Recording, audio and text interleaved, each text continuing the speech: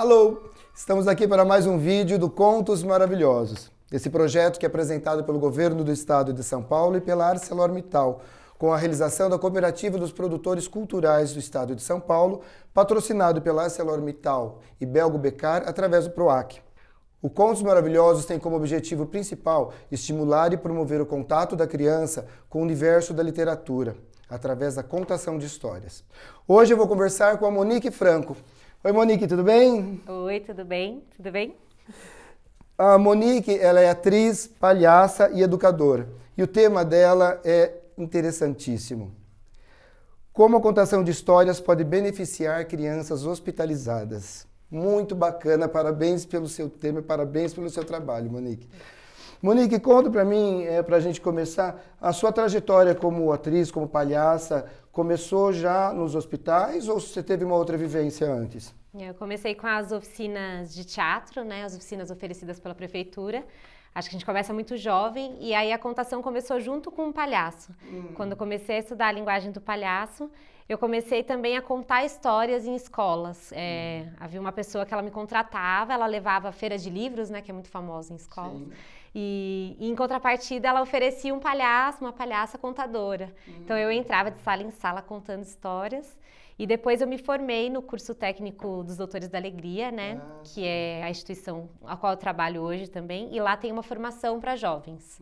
Então minha formação artística ela se voltou para a palhaçaria através do Doutores da Alegria, que é uma formação que hoje é para jovens. Na época eu era jovem, agora já me formei. E então foi esse início que eu tive, né? E a partir disso também tive contato com cultura popular, formações em outras áreas que a gente vai juntando, que o palhaço junta um pouquinho, põe tudo na mala para sair também trabalhando. Nossa, que bacana. E como que funciona então o trabalho do palhaço dentro dos hospitais? Nos Doutores da Alegria, que é a instituição, a gente não trabalha voluntário, né? A gente também trabalha através de programas de incentivo à cultura, as leis. E o nosso trabalho, então, é 2 vezes por semana, sempre nos hospitais, para manter o vínculo com a criança. Porque é importante que a criança ela passe a ter confiança na gente para a gente estabelecer vínculos e aprofundar a relação. Então, nisso que a gente constrói com a criança, a gente vai 2 vezes por semana, sempre em duplas, nos hospitais, sempre um palhaço, uma palhaça ou 2 palhaços, mas sempre em duplas. E a gente faz as intervenções leito a leito. A gente visita todas as crianças do hospital, UTI, os lugares que são permitidos, né? A gente sabe que agora na pandemia tem um pouco mais de restrição, mas de qualquer forma a gente entra e intervém. Em todos os ambientes hospitalares também trabalha um pouco com a equipe, né? Porque... Tá. Isso é importante. Então são sempre as mesmas duplas que vão visitar as mesmas crianças, né? Isso, durante o período de 1 ano. Durante Aí depois a gente troca, porque na Doutores da Alegria estão com mais de 10 hospitais, né? Atendendo, hospitais públicos.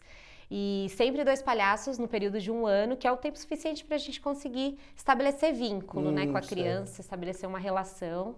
E aí a gente pode intervir melhor, assim, na saúde dela também. Nossa, muito bacana. E como, no teu ponto de vista, pela tua experiência, suas vivências, né, como que a contação de histórias, ela contribui para esse tipo de intervenção que vocês fazem? Eu acho que, em primeiro lugar, é para o artista, qualquer artista, né, independente, porque se alimenta... É uma linguagem que te alimenta, né? Te alimenta a imaginação. Então, ela alimenta aquele livro que você lê, você cria repertório dentro de você para que você possa intervir com a criança. Porque os Doutores da Alegria, como somos palhaços, a gente conta a história junto com a criança, né? A gente, às vezes, utiliza de outras linguagens, como sombras, como objetos, mas sempre a nossa principal matéria é o momento presente e a criança. Então, é ali que a gente cria as nossas histórias. A gente tem um espetáculo que chama Conta Caos, que é o caos que a gente conta que a gente criou junto com a criança, né? Então, essas histórias. Então, eu acho que a contação de histórias, ela vem sempre muito... primeiro rechear que o artista que vai intervir com a criança e depois isso juntos, né? Sozinho, individual, que vai lá, te alimenta e você troca. E também na criança, no próprio imaginário da criança, quando você consegue se utilizar de uma contação que você conheça, de um repertório seu que você troca com a criança. Nossa, então que bacana. Então, se eu entendi bem, então a criança faz uma troca com vocês viajam, vocês usam o imaginário e ampliam aquele elemento, aquele produto, aquele sei lá, aquela ideia que a criança deu, é isso. Porque o livro até, ele tem uma importância, né? Mas acho que o contar histórias, ele vai muito da oralidade também, né? E eu acredito muito que o palhaço no hospital, ele cria com a criança. Então, ele primeiro entra nesse universo da criança e juntos eles criam esse imaginário das histórias dela.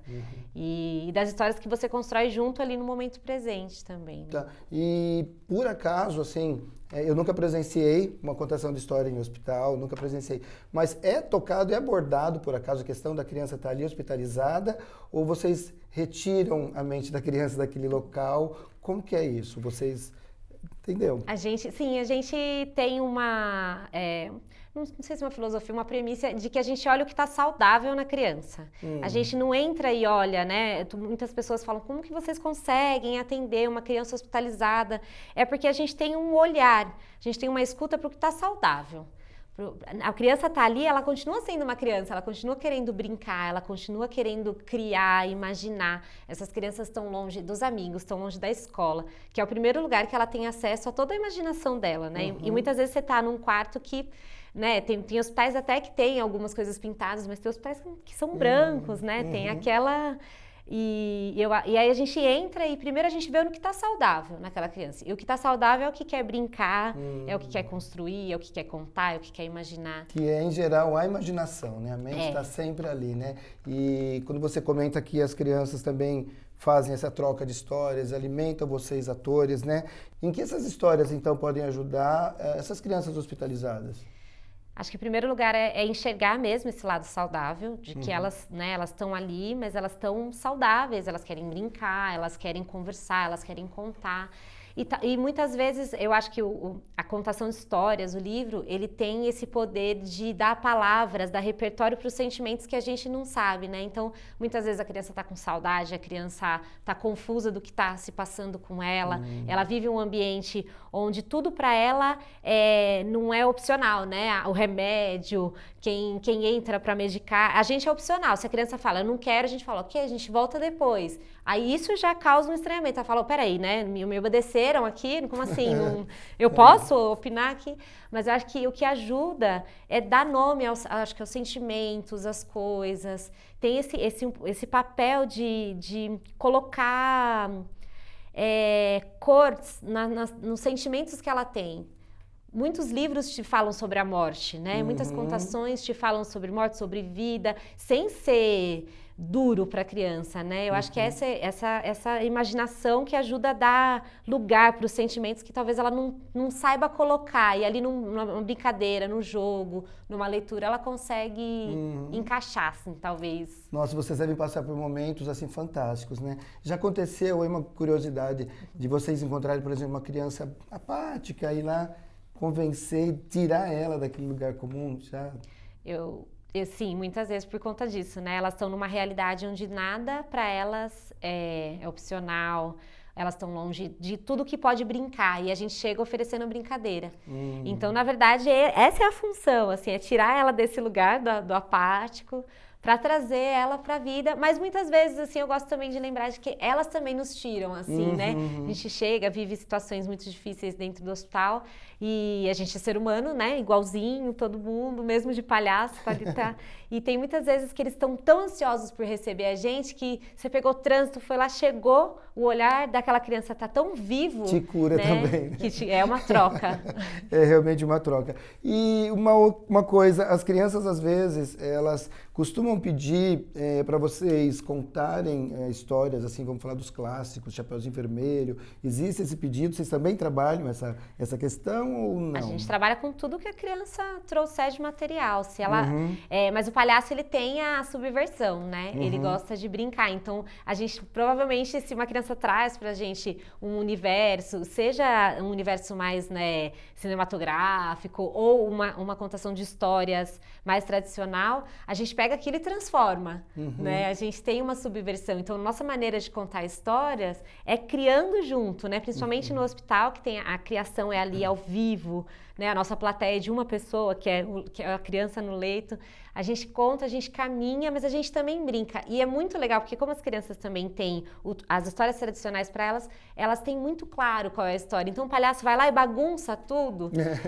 Para elas também é um outro universo de criação ali que você fala, não é assim que conta, os Três Porquinhos não fazem isso, né? Então, o divertido do palhaço, eu acho que é exatamente isso, assim, a gente entra nas histórias, mas a gente não permanece nelas, a gente deixa elas transbordarem para onde a criança e o jogo for levando também. Nossa, é muito trabalhar com a imaginação dela, né? Poxa vida, é muito bacana. E Monique, no teu ponto de vista, qual que é o maior desafio de se fazer uma contação de história para uma criança hospitalizada? Por mais estranho que pareça, ainda é a mesma coisa que a gente sente em casa, que é a televisão, o tablet, o celular, porque como eles estão muito tempo lá, eles acabam tendo acessos, né? Eu acredito que em muitos hospitais tem muitas televisões, né? Você tem brinquedotecas, mas ainda falta muito livro, acesso a livro, né? Ainda mais agora que até os livros você tem que ter uma questão com higienização, né? Porque não pode passar mas eu vejo muito nas brinquedotecas dos hospitais que você tem muitos brinquedos, mas você tem pouco acesso a uma biblioteca ali para que você possa contar. E quando você entra para uma criança hospitalizada, ela está disponível para brincar. Então, acessá-la, você vai acessando aos poucos, é por isso que o nosso trabalho também é um trabalho contínuo, né? Mas às vezes a gente tem muita dificuldade de tirar ela daquele universo ainda que é a concorrência que todos nós temos, assim, acho, né? Os pais, quem é pai e mãe em casa, né? Quer estimular outra atividade, que é a televisão, é o tablet. A dor também é uma coisa que a gente observa, né? Até onde eu consigo interagir com essa criança, né? Onde o estado dela me permite também. São esses desafios, né? Você sabe que a qualquer momento você pode ser interrompido, né? Porque tem horários dos alimentos, dos remédios. Os procedimentos hospitalares, a gente está ali para contribuir, né? Mas o pouco que eu vi, assim, desde a pandemia para cá, sempre foi antes e agora eu acredito que um pouco mais também. O mundo digital, né? Assim. Certo. Às vezes a gente chega e fala assim, posso desligar a TV? Né? O palhaço vai brincando e vai ali, desliga a TV para ir trazendo o foco para a presença, né? Tá. E nesse processo da contação de histórias, vocês também chegam a estimular com relação à leitura? Sim. Você tá ali no hospital e a gente sabe que são crianças que estão longe das escolas, né? Tem crianças hospitalizadas que ficam um ano, né? Com tratamento de câncer, são tratamentos longos. Então, provavelmente, todo o acesso que ela tem à leitura mas eu ainda sinto falta de que a gente possa aprofundar mais, inclusive de ter esse suporte do próprio hospital, de ter, né? Você tem contadores de histórias como a Associação Vive e Deixe Viver que, né, tem o foco só na contação do livro para crianças hospitalizadas. Então, eu acredito que tem muitos trabalhos também voluntários e não voluntários que giram em torno da leitura, né? A gente, como palhaço, acaba indo mais nesse viés da contação que se cria junto, na oralidade, e menos para o livro. Mas ela também atravessa ali o trabalho, né? Como estímulo, né? Certo. Voltando a falar um pouco da questão do estímulo, né? Dessa troca entre a criança hospitalizada e o trabalho do palhaço, né? Uma pergunta aqui. O que, então, a contação de histórias contribui para o trabalho do palhaço em hospitais e quanto o palhaço pode contribuir na atividade da contação de histórias? Eu acredito que o palhaço, ele assim como uma formação cênica, né, ele vai para além desse olhar sobre o livro e eu acredito muito que o palhaço, principalmente do hospital, ele tem o olhar para a criança. Em primeiro lugar, é o olhar, o que a gente chama de escuta, que não é o escutar com os ouvidos, mas escutar com o corpo todo. E o palhaço, ele se aproveita daquilo que não deu certo, né? Ou daquilo que saiu um pouco ali. Então, às vezes a gente tem uma contação, a gente planeja, né? Eu conto história em outros lugares, que não no hospital, né? Com os alunos. Então, às vezes a gente planeja ali, né? Que a contação vai... E aí o aluno faz isso, ou a criança faz aquilo. E o palhaço, eu acredito que ele ajuda a pegar tudo isso como material, né? E aí ele brinca, né? O palhaço não tem muito medo do erro, ou do que vai assim, você não planejou. E eu acredito muito nessa questão da escuta e que a risada e o riso, ele acessa lugares na criança. criança, né? Independente da história, o palhaço ele acessa a criança quase que de imediato, né? O nariz, eu acho que ele tem uma ponte, assim. E para a contação, é o que eu falei, como a contação contribui para o palhaço, é todo o imaginário, né? Eu acredito que existe uma linguagem muito bem específica na manipulação da história, né? Na manipulação, seja você contar através de um objeto ou de uma sombra, da maneira, com música, né? Eu acho que a contação, ela tem esse encontro de muitas linguagens, mas dessa maneira que você utiliza, né? Da manipulação da história mesmo, né? Certo. Que o palhaço meio subverte, mas a contação de história, ela te Ela oferece, tá ali, né? né? É verdade. Assim como o livro também, né? Muito bacana, Monique, legal. Monique, então, fala uma coisa, que dica, conselho, orientação você daria para um pai, um profissional, que gostaria de estar fazendo, então, o uso da leitura, da contação de história para um filho, para um parente, para uma criança que está hospitalizada, porque a gente sabe que nem todos os hospitais têm esse tipo de atividade, né? Então, que dica você daria para esse adulto responsável, para ele iniciar nessa brincadeira bacana, né? Que é extremamente benéfica, né?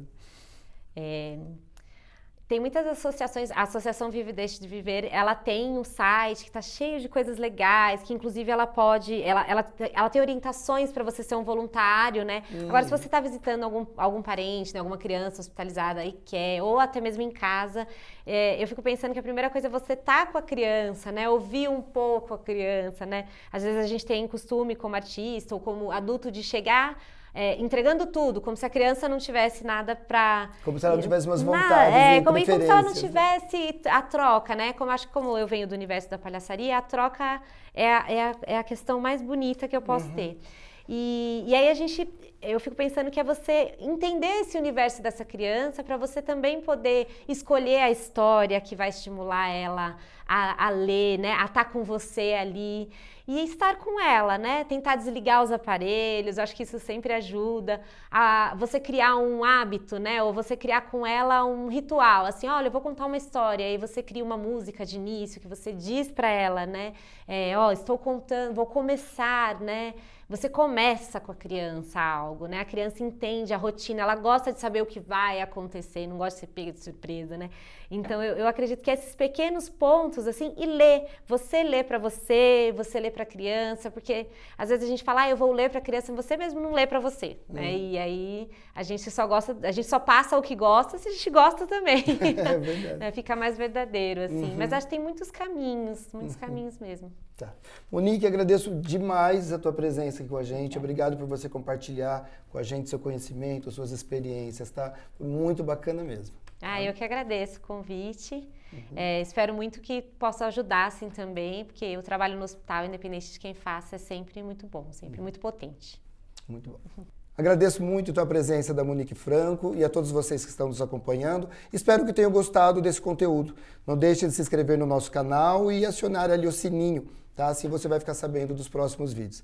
Muito obrigado e até a próxima.